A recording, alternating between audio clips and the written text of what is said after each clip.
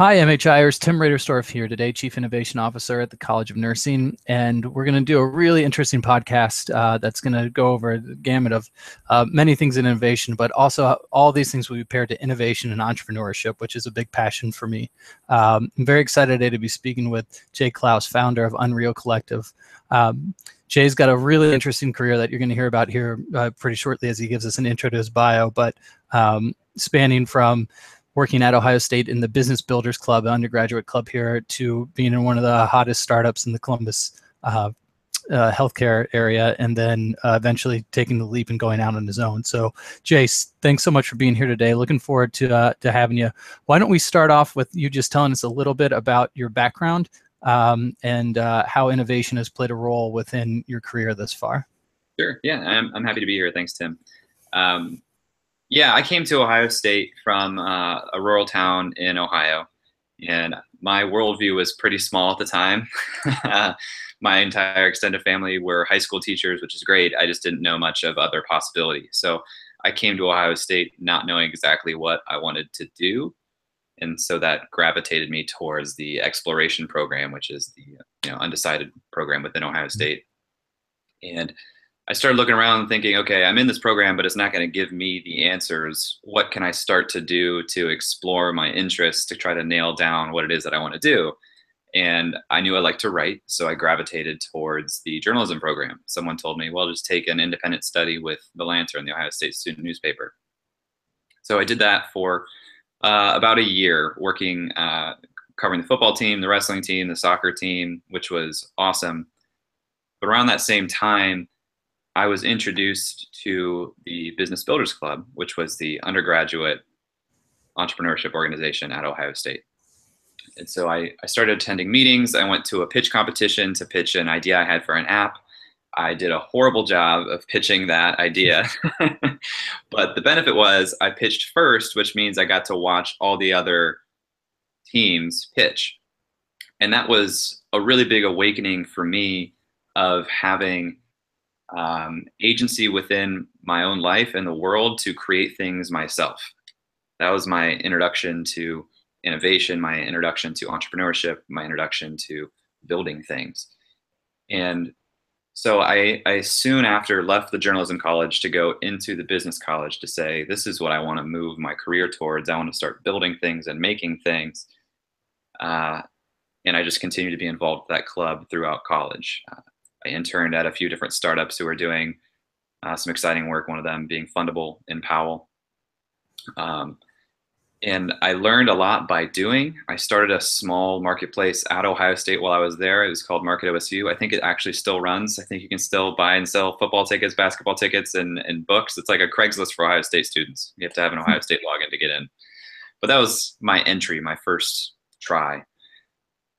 After college, I joined a startup in Cincinnati. There was a single founder there who was working on a concept that was also a marketplace concept. It was called Tixers. And he was going through an accelerator program in Covington, Kentucky called UpTech. And he was looking for basically a number two person, basically a co-founder, to come on and help him build this. And so I joined with him after college. We worked on that ticketing marketplace for a little over a year. Formed a relationship with Xavier University with the Bengals. We sold that company in 2015 to an app development company in Florida called One Up Sports. So that was the lead up to my time in healthcare, because after we sold Tixers, which was innovative in its own way, I could talk about that a little bit more if you wanted, Tim. Okay. After we sold Tixers, I said, I don't know what I would want to do on my own right now. I understand how hard entrepreneurship is and the startup world is. And to make another pass at that, I would need to consider at least a 5-year view on what I'm doing. And I just didn't have that at the time. So I said, I want to learn a different industry. I want to learn some new skills. And one of the most exciting opportunities in Columbus was this company, Crosschecks, which is in the healthcare space. They do identity resolution. And I said, I want to go work on product teams, learn how to lead sales teams and product teams, and understand the healthcare industry a little bit more. So I did that for 11 months, working and having an impact on every product that was at that company at some point.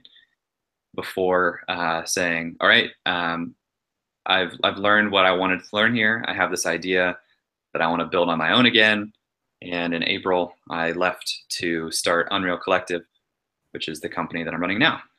And we basically take people who are working on their own independent projects. We put them in small groups of 5, small working groups.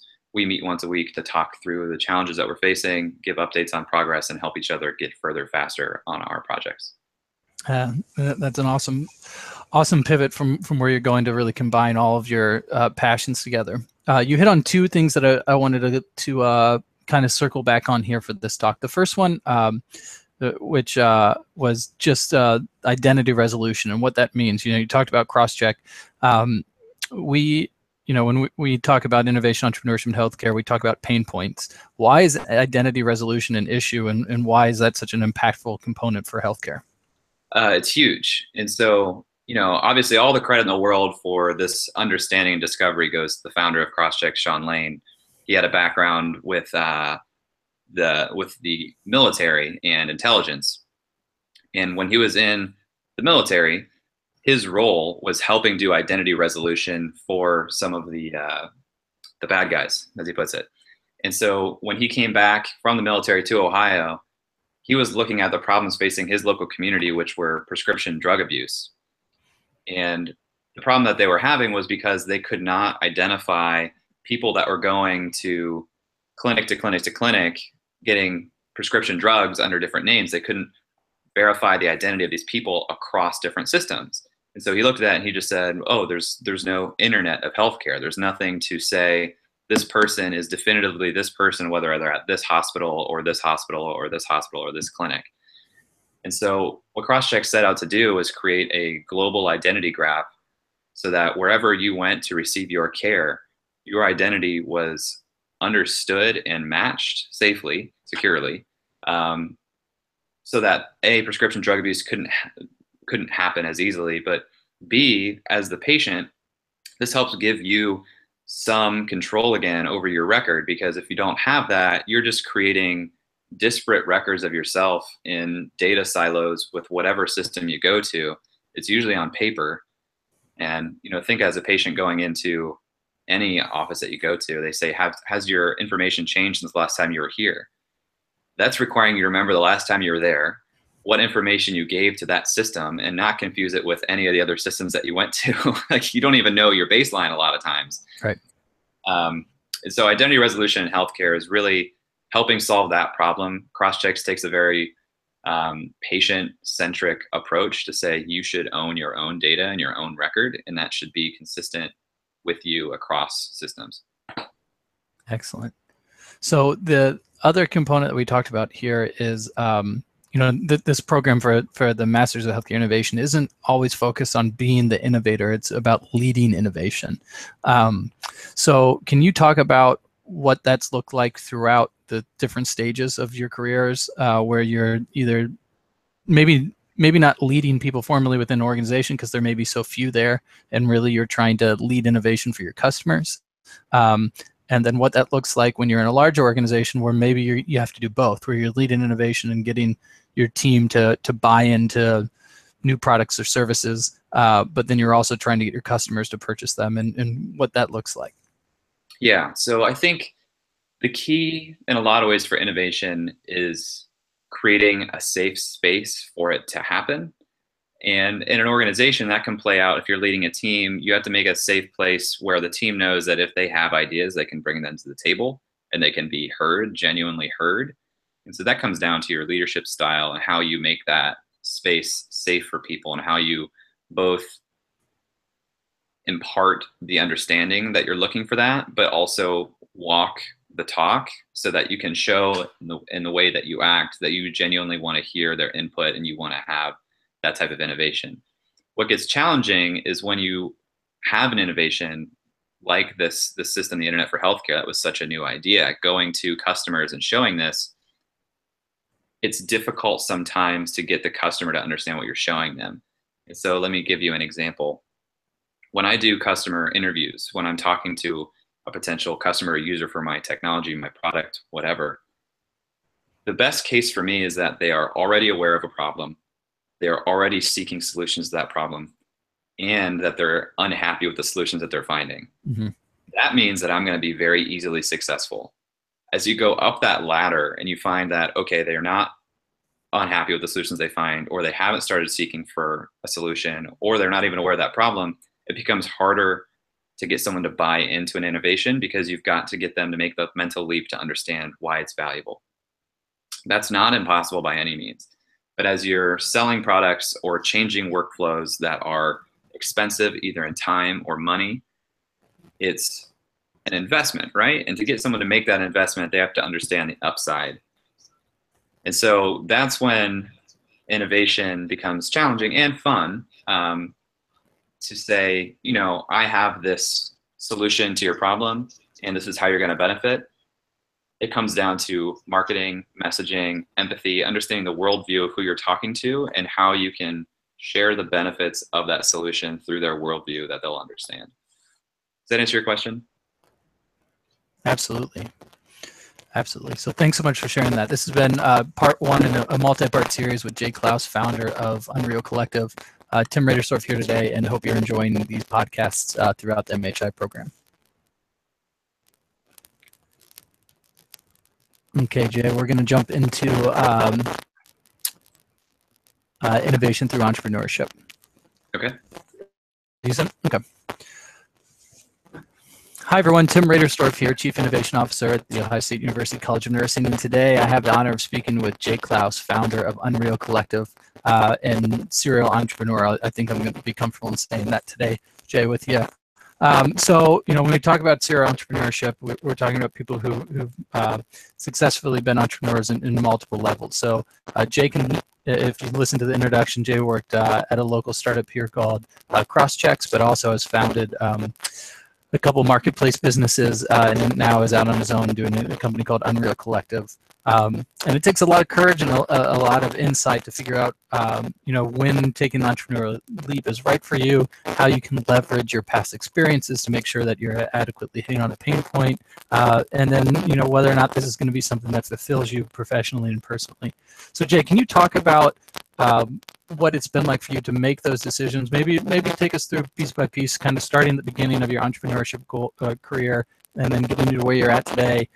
Talking about what decisions you had to make throughout that process, maybe the role innovation and changes in marketplaces played in you making your processes or those decisions, and then how you eventually evaluate or take that leap to know that everything's gonna be okay, and if you ever actually came to that realization that everything's gonna be okay, or whether or not it was just, you know, a better option than knowing that everything wasn't going the way you wanted it to be at the time.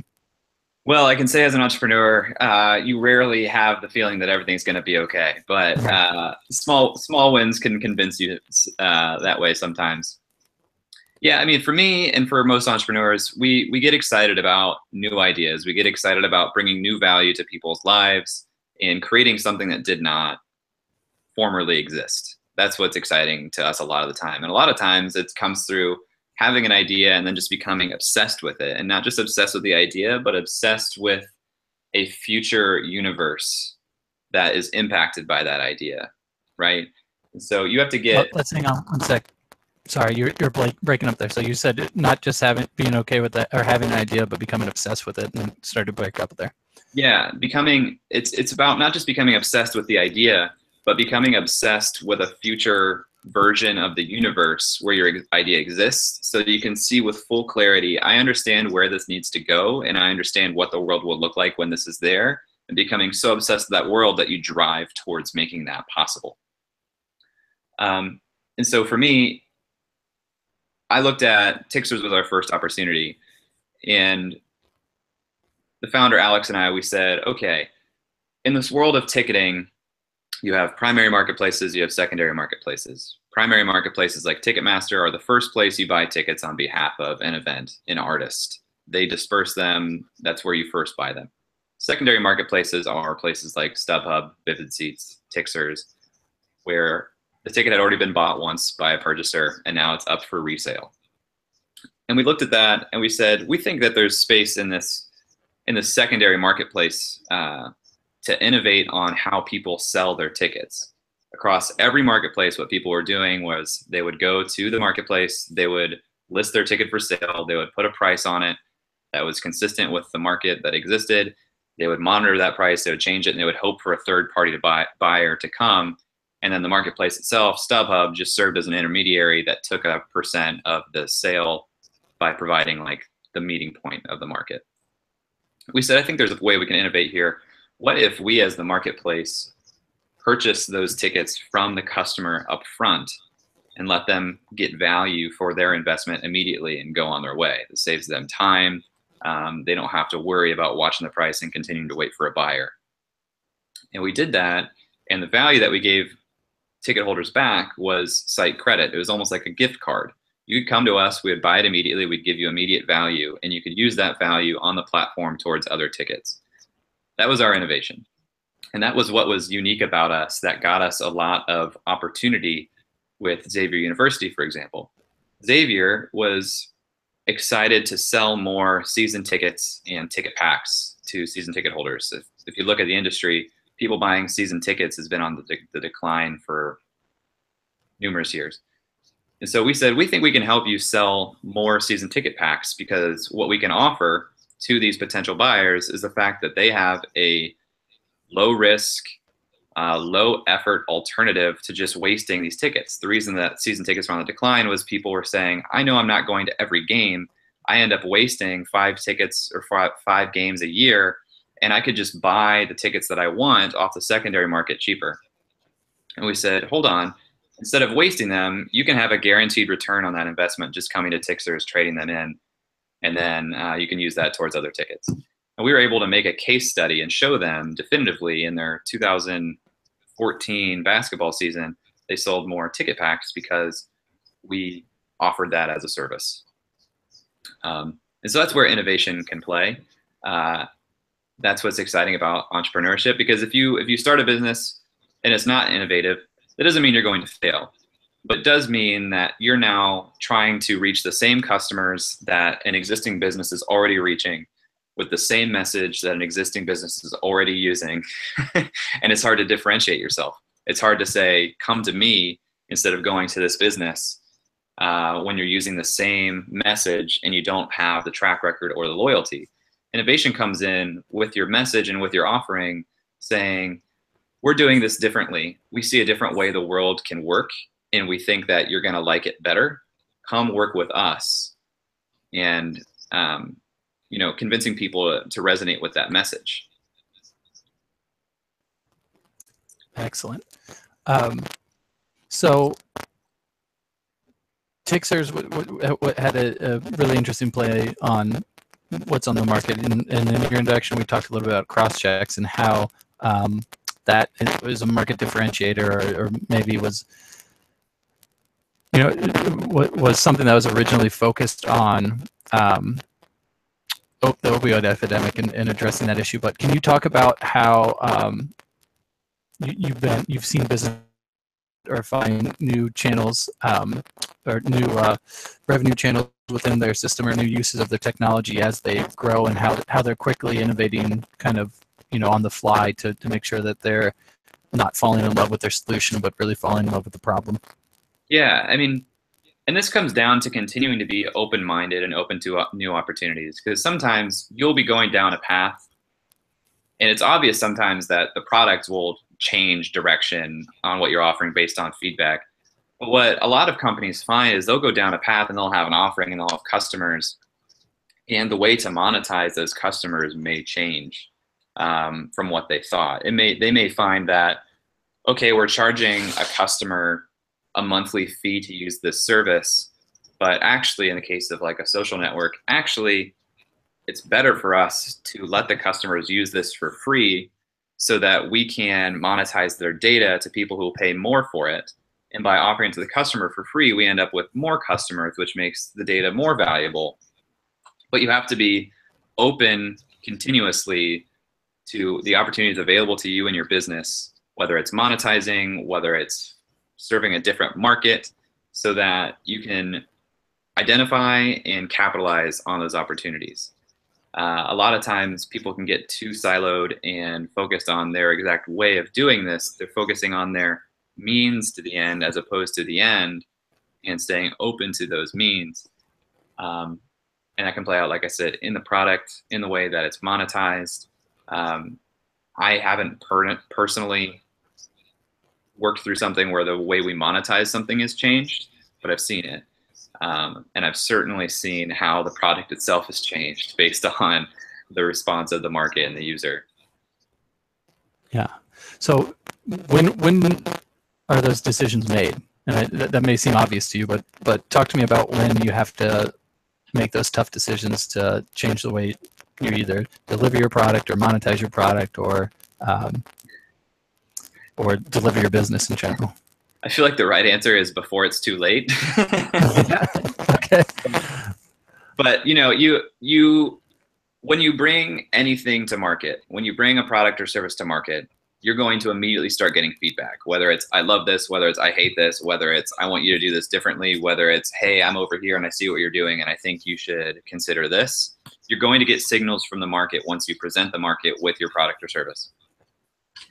And I think you're doing yourself a disservice if you're not immediately open to those things. It doesn't mean that you should walk down that path, but you need to be open to them so you can understand what options are available, so you can start doing a cost-benefit analysis of which one of these paths may be viable and sustainable and beneficial for our business. And there are some businesses who get opportunities who may have a path to revenue that they don't want to do.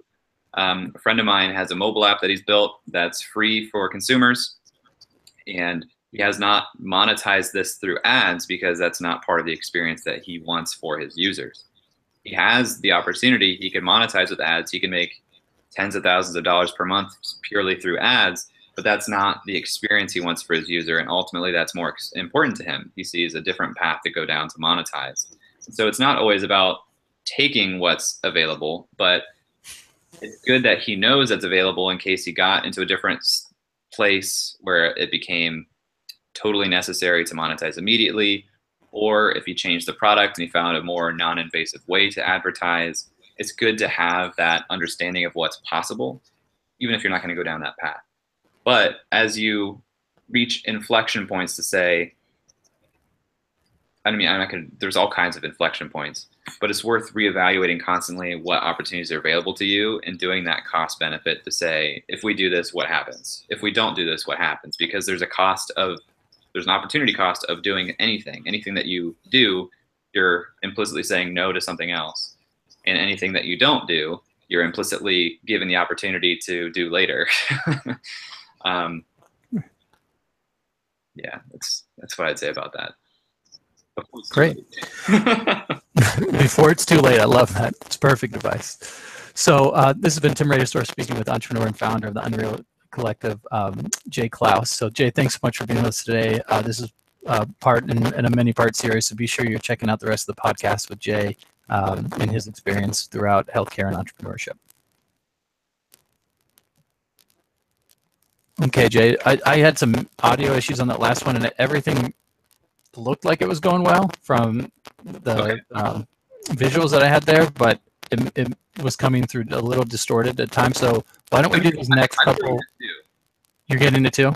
Yeah. Okay, so why don't we try doing these next two with our cameras off and see if that changes anything. So if you go to the top, there's you just hit turn camera off.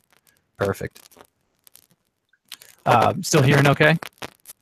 I hear you, but I still hear this like little bit of crackly. Yeah, I'm picking up distortion on the back end now from you too. Do you happen to have earbuds?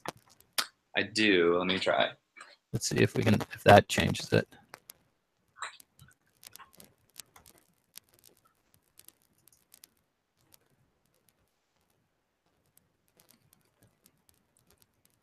Are you getting it from me or from you or both of us?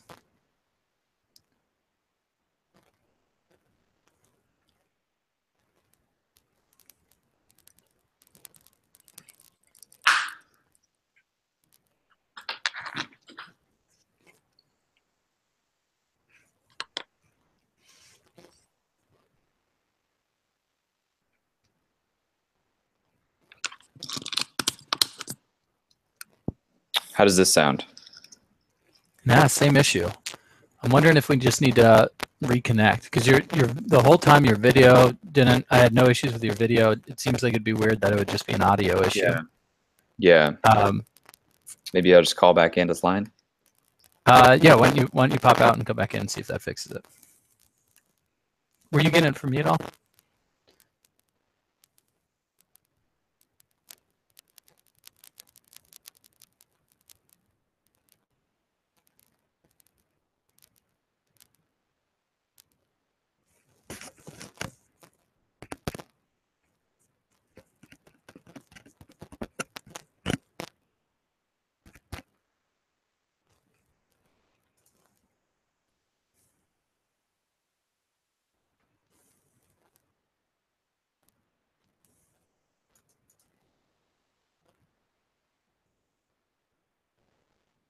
Test.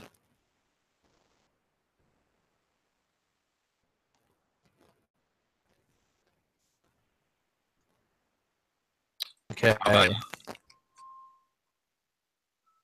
Sounds decent now. The thing is it would be perfect, and then every once in a while it would pop off. Okay. Were you getting it all when I was talking, or were you just hearing it when you were talking? I'm getting it when you were talking, and I wondered if that was coming through on my side too. But I tried to play like a sound file outside of this to hear if it was any sound coming through my speaker, but it seems I'm only getting it when it's coming through your microphone. Okay. Yeah, and I just had it there when you were speaking, and I can understand you, but it's almost like it's pixelated, which I know doesn't work for audio, but I'm wondering if there's anything else we can do here. Maybe we can just maybe we'll stop broadcast and try a new room and see if that fixes it.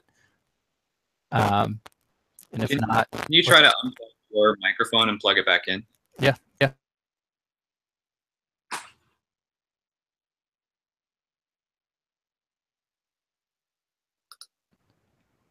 Testing. Any issues there? That sounds way better. Does it sound better to you? Yeah. I haven't had you speak yet, but we'll see if that fixes it or not. Testing, speak, trying to hear if you hear anything. Yeah. I haven't had any pixelation yet, so maybe that was just the issue. Okay. So let's hit going out on your own now. Cool. Does that work for you? Yep. All right. Hi, everyone. Tim Raderstorff here, Chief Innovation Officer at The Ohio State University. And today, having an awesome conversation with Jay Clouse, founder of Unreal Collective. And Jay has been an entrepreneur for most of his, or all of his professional life, I guess we could say, and has had some entrepreneurial components when he worked with CrossChecks, a local startup here in Columbus. But Jay, one of the things that I admire about you so much is that you're always so pensive and thoughtful in the decisions that you make. And I think, I've been a follower of your newsletter and have been following your steps through Unreal Collective. And I've really admired seeing the insight that you've had throughout that. And, from what I've read and from what we've talked about the last couple of times we met is that it wasn't an easy decision for you. So how do you decide when it's the right time to either walk away from a comfortable paycheck or, a big job? You had a big job, you were a director in a local startup, to going out on your own. Where do you end up making that decision? What's the cost benefit analysis for you? Sure. And kind of how did you come to that decision within your gut? Sure. First of all, thank you. It's super kind of you to say. But for me, I think one of the biggest misconceptions that I hear a lot is that entrepreneurship is risky. Yes, entrepreneurship is risky. But when I think about it, I think about if I have a job, I have a paycheck that seems to be steady and guaranteed. But at the end of the day, my job is a function of somebody saying, we need this role. And that's not a function of me saying you need this role. And that's outside of my control. I don't know if that job will continue to exist. I don't know if that paycheck will continue to exist. There is a cap put on my earnings there. And there's also sort of a constraint on what my role entails. All of that is imposed by somebody else. To me, less risky is building my own role within the world and providing my own value so that I can be in control of, will somebody continue to pay me for the work that I do, what is my earning potential? That's up to me when I do this. And what types of work do I want to do? That's all in my control. Obviously, it's not easy. I still have to go and do those things and sell my services and bring in the paycheck for myself. But for me, I'm at a point in my life where it's still very low risk to do that because I don't have any debt. I live very cheaply. I don't have kids. So it's to me, I've always thought I have a higher risk tolerance now than I'll ever have. And if I want to get in a place where I fully control where I'm spending my time and the work that I'm doing, it's a good time to start doing the work of building the base to make that viable and sustainable when I do have more obligations and it becomes more risky. And so when I went to Tixers, it was still definitely the same case, actually even less risky at the time because I was living even more cheaply. And for me, it was, I understand that I'm going to get so much experience that's valuable that can be later monetized either through my own endeavors because I've done it before, or sharing that with somebody else because it's a rare experience and skill set. When I went to Crosschecks, it wasn't because I needed to hone in on the risk. It was in the same way that I did Tixers to learn and improve my own skill set, sharpen my own axe.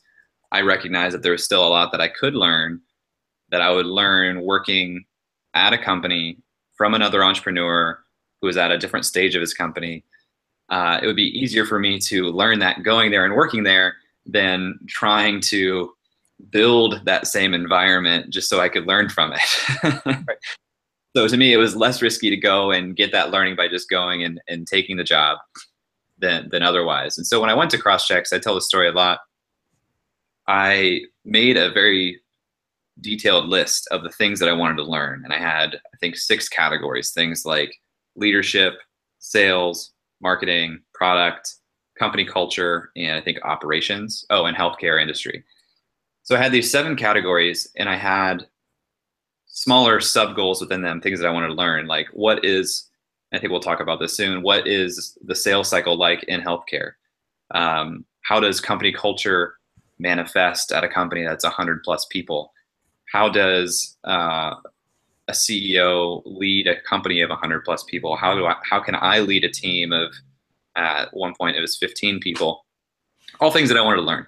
And so I went about that very intentionally. And as I was thinking about getting back out on my own and doing my own thing again, I would check back against those goals and see what progress have I made?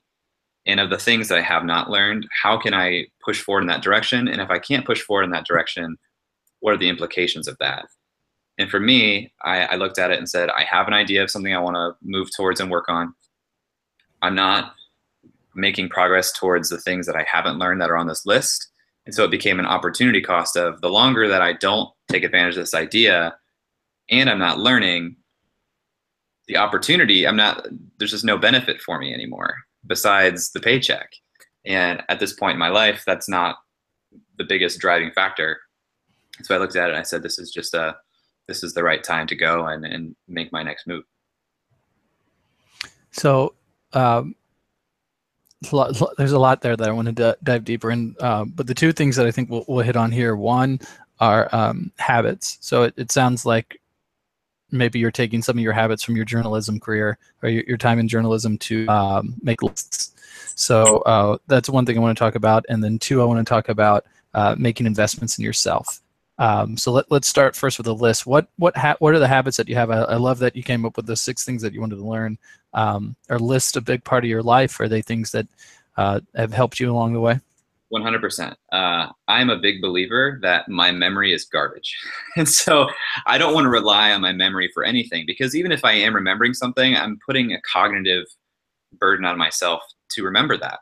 So anytime I have a thought, an idea, an action item, a task that hits my mind, I immediately put it onto either paper, or I'll send myself a text message that's marked as unread so I can go back and look at it. I'll make a note in Evernote, or I'll put a card into my Trello board, my task management system. And so I run my life off of those lists and calendars so that when I am not actively doing a task, my brain remains free and in this open mode, as John Cleese calls it, so that I can be creative, so that I can be thoughtful, so that I can be open to new ideas and and things. And that's super important. And some of that kit did come from journalism. I took a lot from journalism, predominantly around deadlines and respect for deadlines, and taking good notes, sure, but also asking really good questions. That all came from journalism. Yeah. So let's hit on that really quickly, because I think that that's been one of the catalysts to my career, is that last point that you made. I was at a, I didn't recognize this, but it actually came right around the same point that your post about the power of asking good questions was out. Was at a conference at Yale this spring, and we're watching pitches as part of this conference, and ended up asking one or two questions afterwards, and two executives from a local company came up and just said, let's go have a drink. I want to talk more about you because of the questions that you asked. And that's led to a friendship that continues today. But, I think the importance of asking good questions leads to not always finding the answers that you need, but it may find to the relationship and relationship development and sparking that I don't know a better way to say it other than just the curiosity within other people. So how do you know when you're asking a good question? How do you delineate a good question from an average question? Well, the first bar I'd say is the question open-ended or close-ended? If you're asking yes or no binary answer questions, you're not really going to get good, unique insight. And the second question is this what everyone else asks? Yep. Right? So, and I learned this because through journalism, we would have these meetings every Tuesday at the Fawcett Center before the football games. And they would have a couple of players and a coach that would come, and it'd be called like the media day of the week. And so as a reporter, it was our job to put out a story after one of these media days. And so I would have an idea of what I thought I would position the story to be. They would tell us which players were going to be available to us. So we would base it around them. And we'd have this idea for a story in our mind, and we'd try to ask a question to get a quote from the player and the coach that would fit that story. And what I quickly found out was, if I went and asked the obvious questions and tried to write the obvious stories, there are dozens of people in that same room, dozens of other reporters for other outlets that are writing that same story. And not only does that make my story inherently less unique and valuable, because it does, but it becomes this fun chess match of how you ask the question and when, so you can get the quote. And so I had to learn how to be one of the first people to ask a question so that I'd get the answer. But the veterans would ask these questions, and it'd be obvious that they're writing the story that I'm already writing. And so now I have to change my question so I can write a different story. And so I just learned to think about different angles to take and different things I want to learn, different insights I could pull from somebody to write a unique story. And now I do that when I talk to people. I want to get different unique insights, ask them something they haven't heard, because like you said, it forms new relationships for them to think, that was a different question than I'm usually asked. That person has different insight, different perspective. They're more interesting. People aren't going to remember the person at an event who says, "What do you do?" Right. They're going to, remember the person who noticed something about their lapel pin or their socks, or pulled some deeper insight just based on a small piece of evidence and asked kind of a deeper question. Yeah.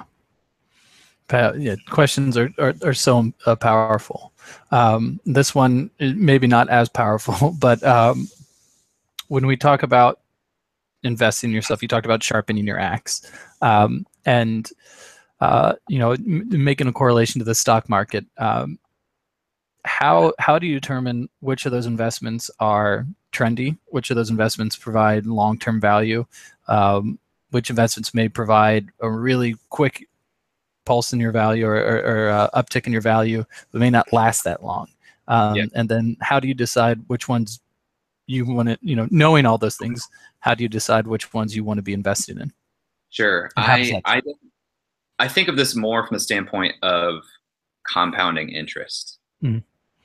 And I think of it from the standpoint of anything that I can do to change the way I operate on a day-to-day, moment-to-moment basis is an investment worth making, because it's going to have an impact on every moment following, which will have an impact on every moment following. And you can see how that becomes compounding interest.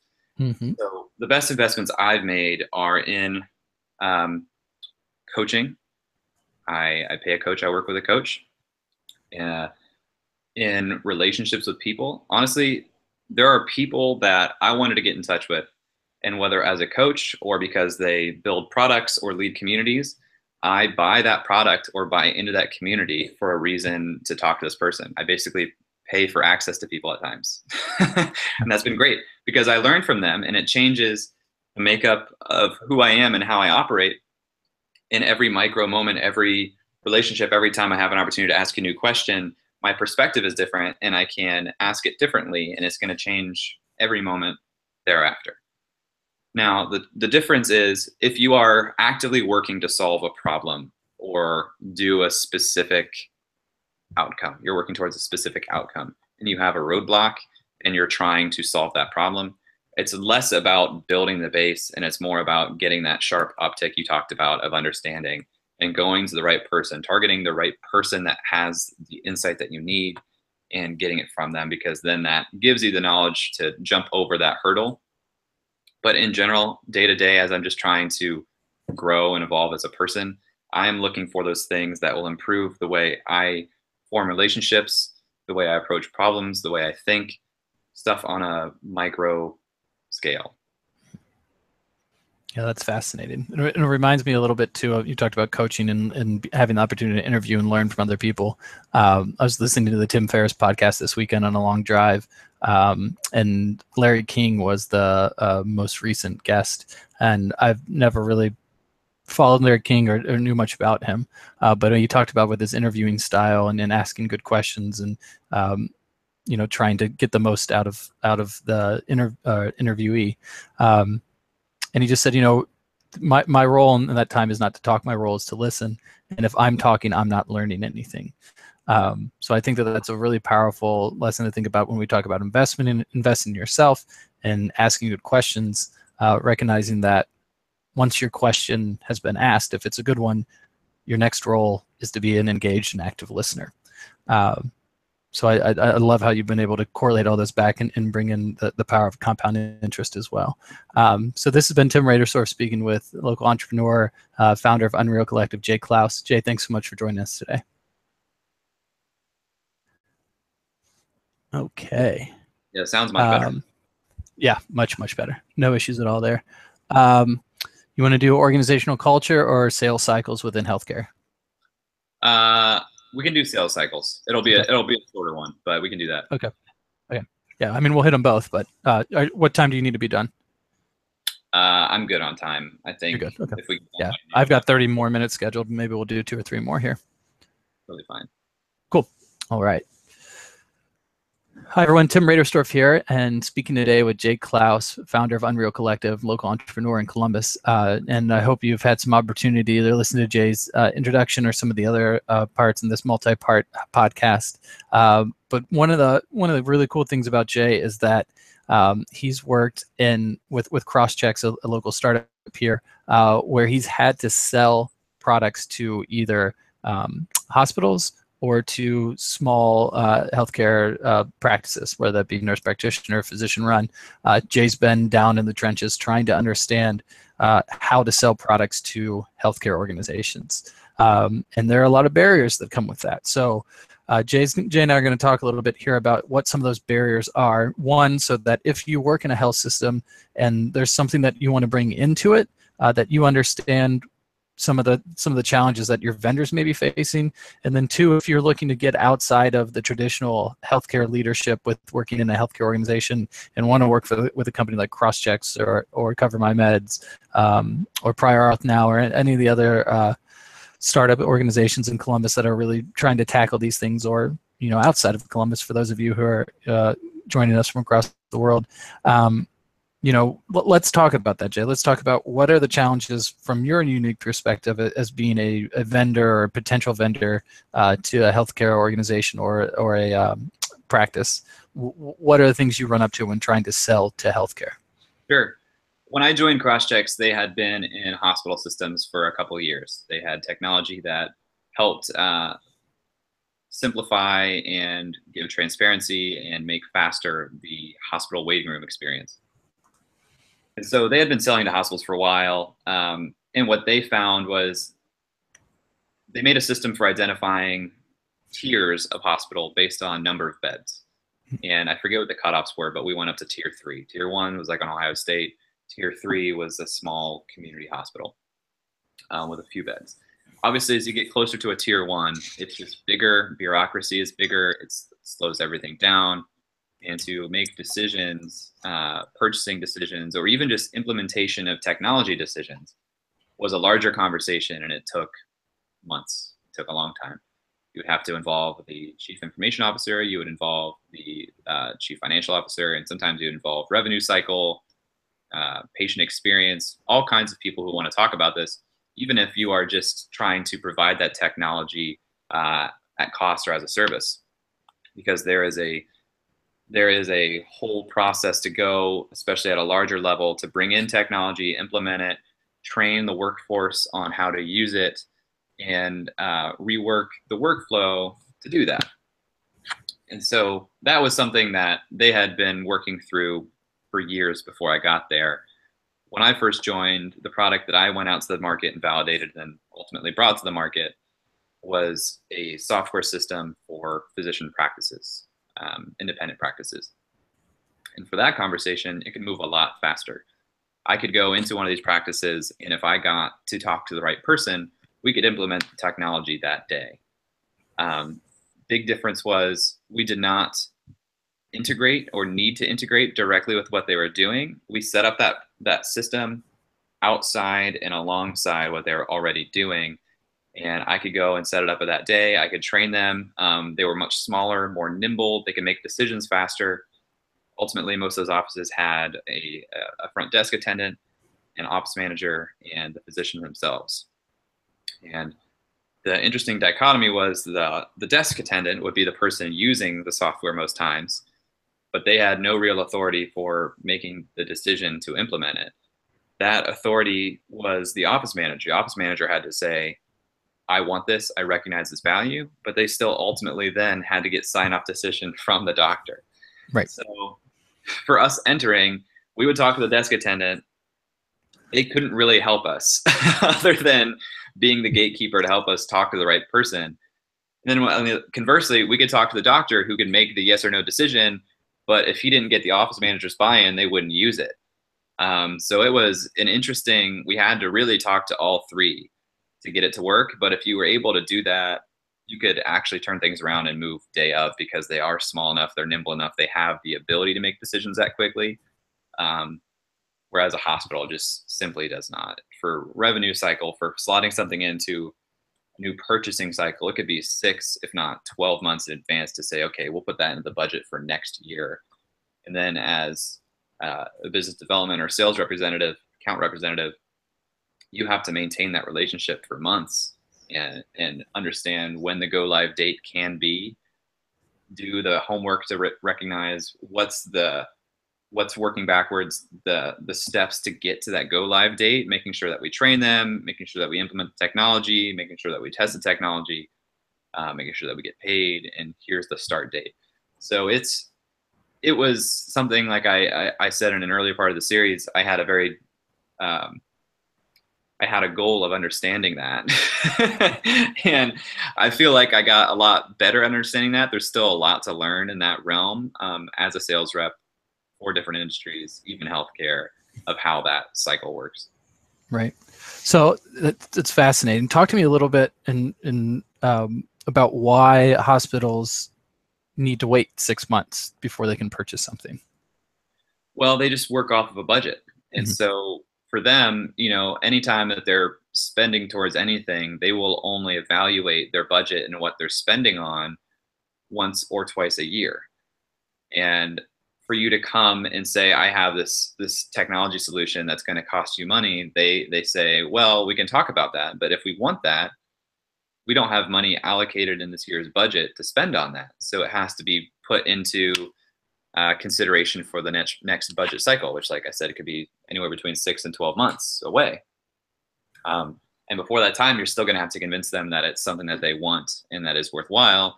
And then you're going to have to maintain that relationship so that they don't change their mind when budgeting season actually comes back around. Yeah, it's got to be an immense challenge for healthcare startups working with large organizations. Talk to me, and you kind of hit on this, barriers in smaller clinics. So you ran into issues with the physician and the end user.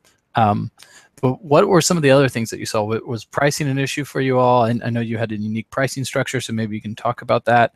But how are you successful? What did a successful sell usually look like to you?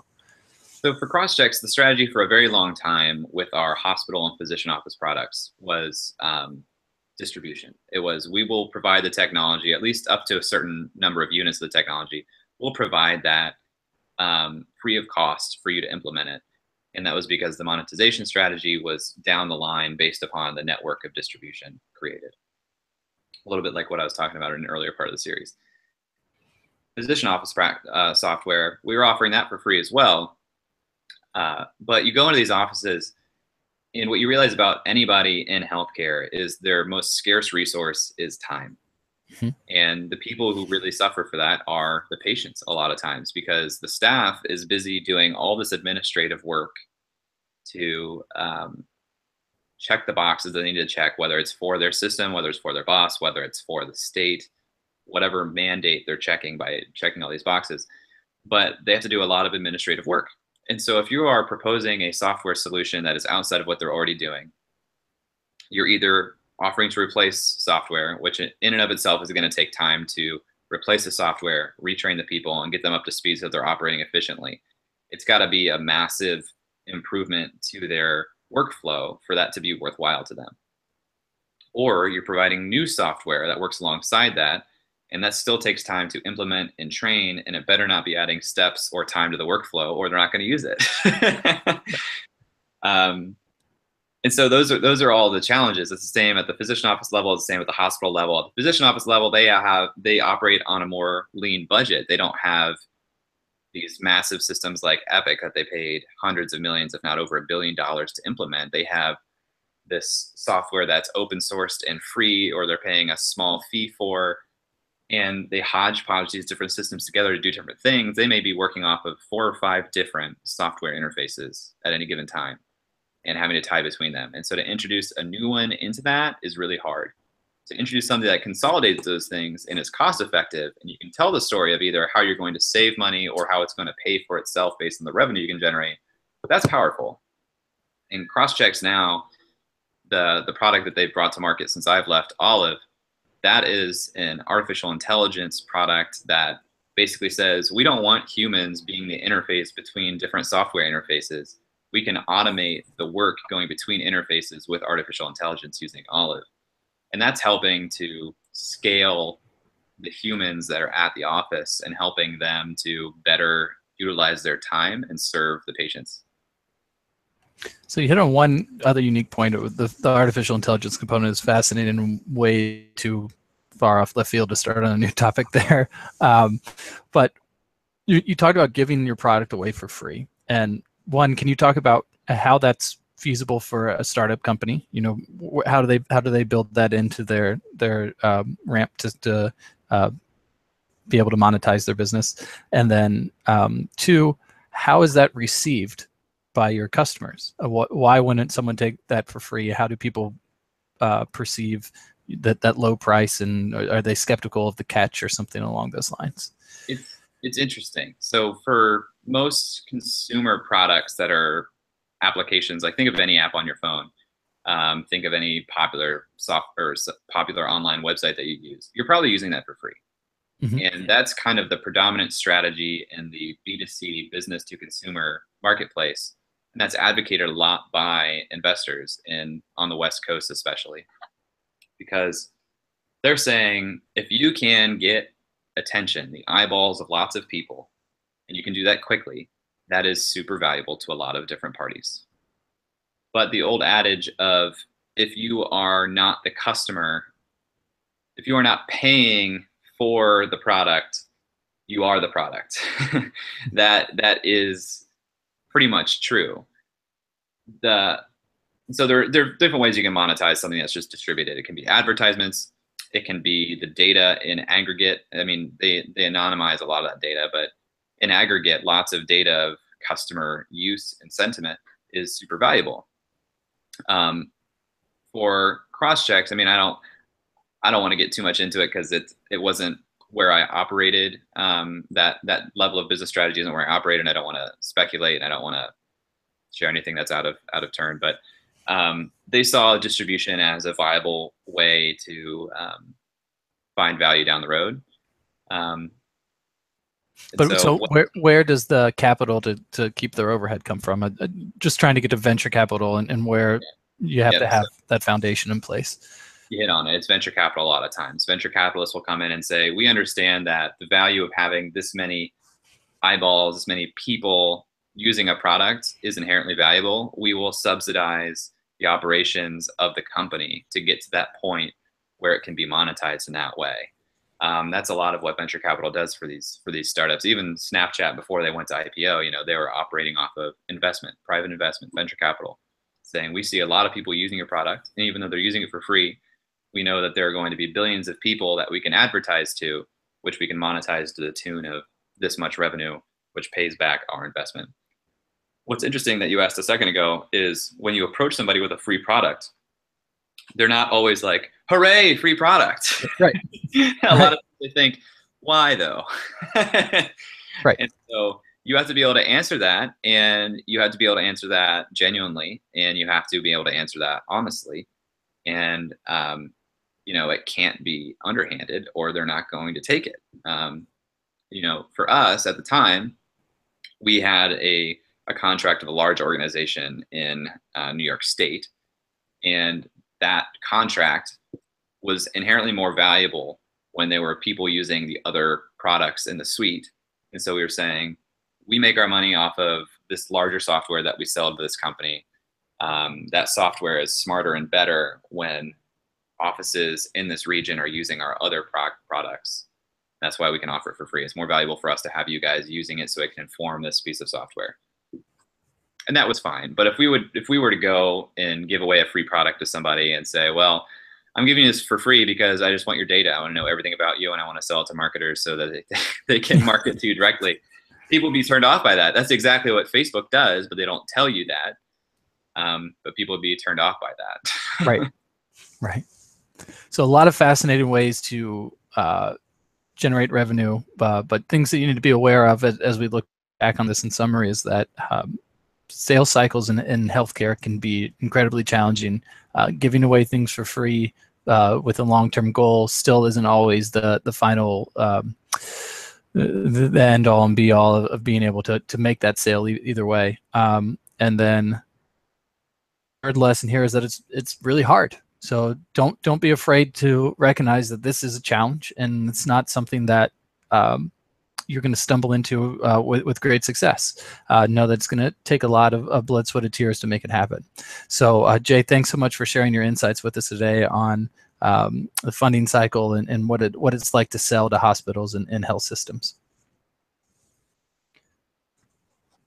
Okay, we have time for one more. So I'd love to go to peer learning because I think that's where your biggest passion is. Okay. And cut out organizational culture, which I wish we had hit on, but maybe we can hit on that some other time. Yep. But I want to make sure that we get to peer learning here. So we'll do that. Yep.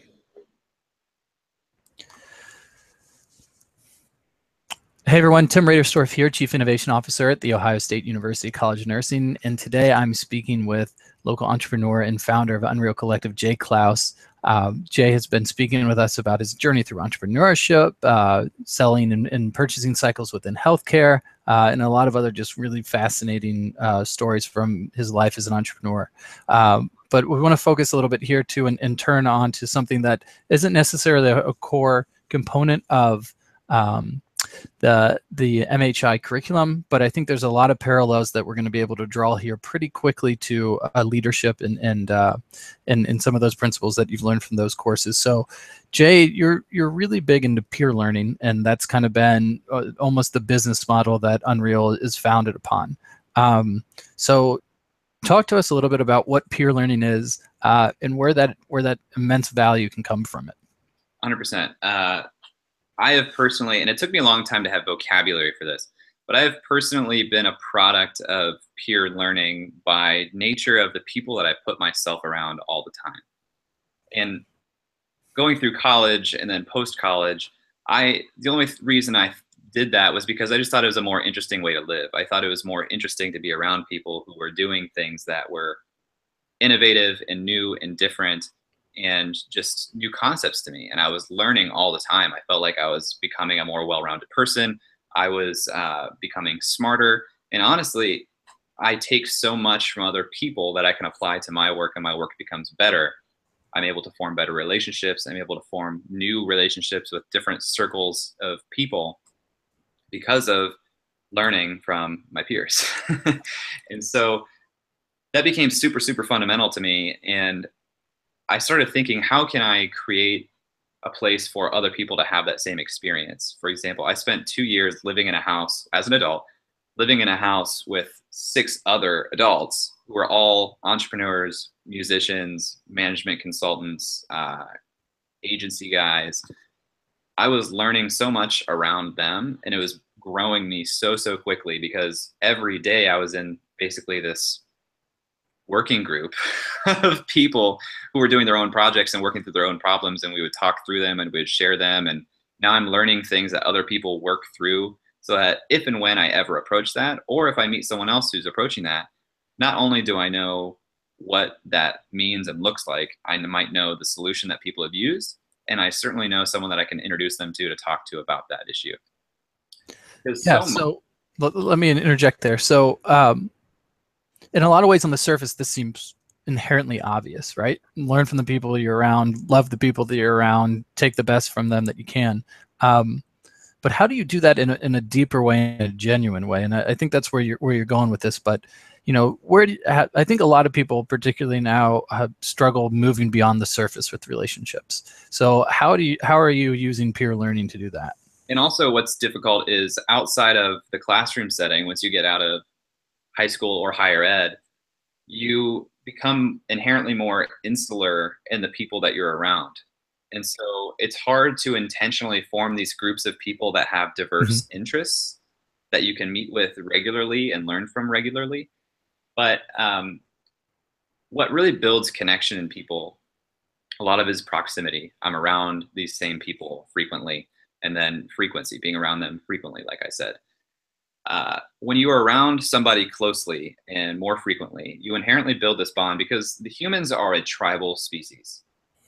There's some fascinating research behind this. If you read Sebastian Junger's book, Tribe, it goes a lot into this, which is to say, until Western civilization, people lived in very small communal places. And they lived together. They lived in homes with their families or with their friends.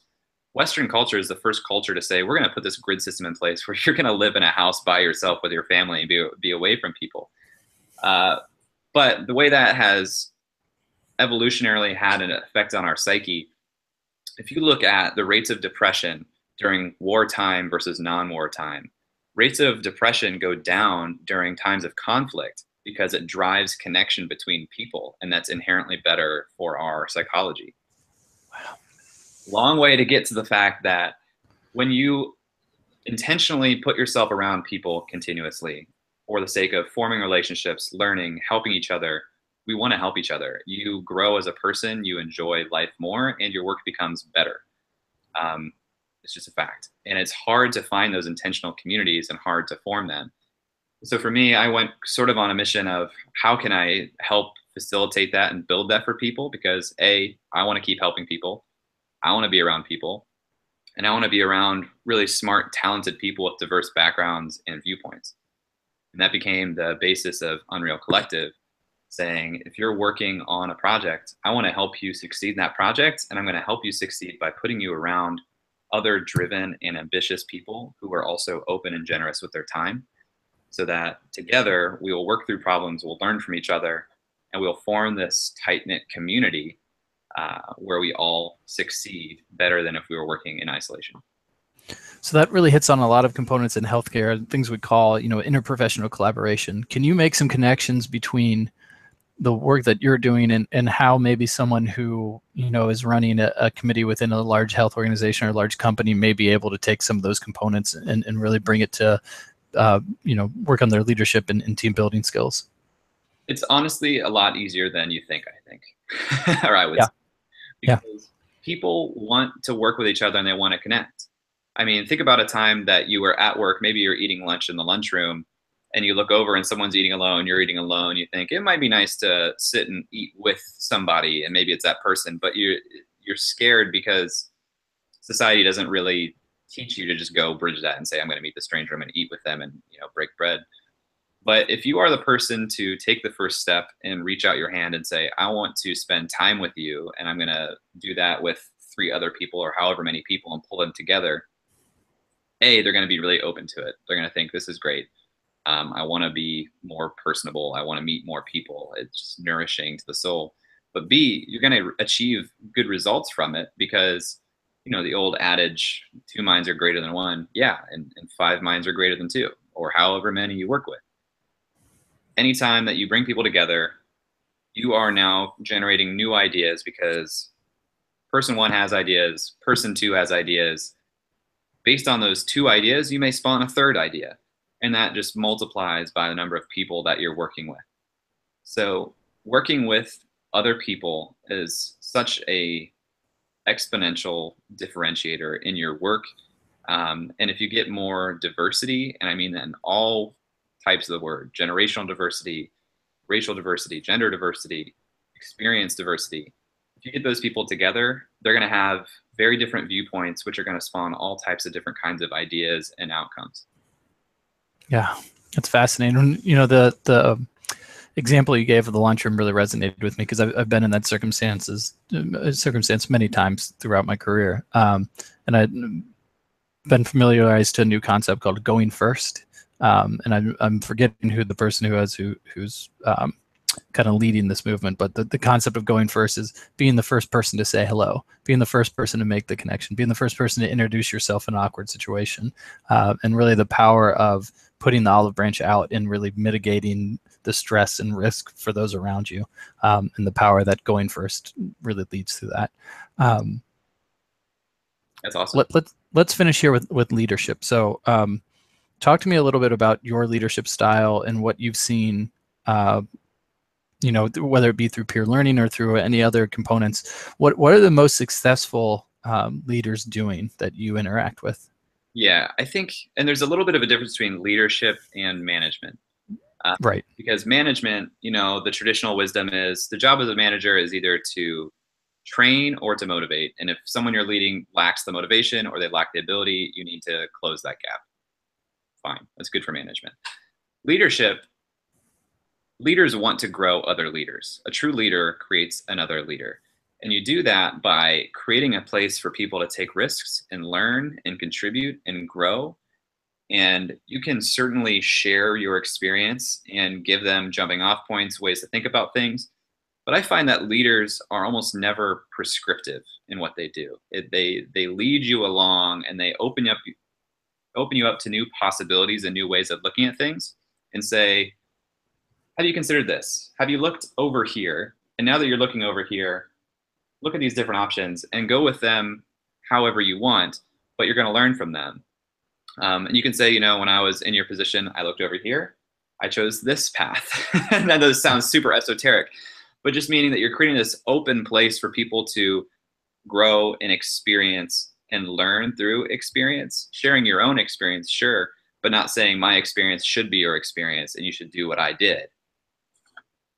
But leadership, people are inspired by good leaders because they help them become a good leader helps you become a better version of yourself. And you will always remember the person who helped you become a better version of yourself. And you're going to remember them more positively if they did that through almost a guided experience as opposed to just like hitting you over the head with it. Mm-hmm. You know, people don't like to be dictated to. People like to discover things on their own. It's more impactful when they discover on their own. But if you can set the scene and set the environment for them to set that on their own, that's super powerful. Yeah, it's all about setting others up for success.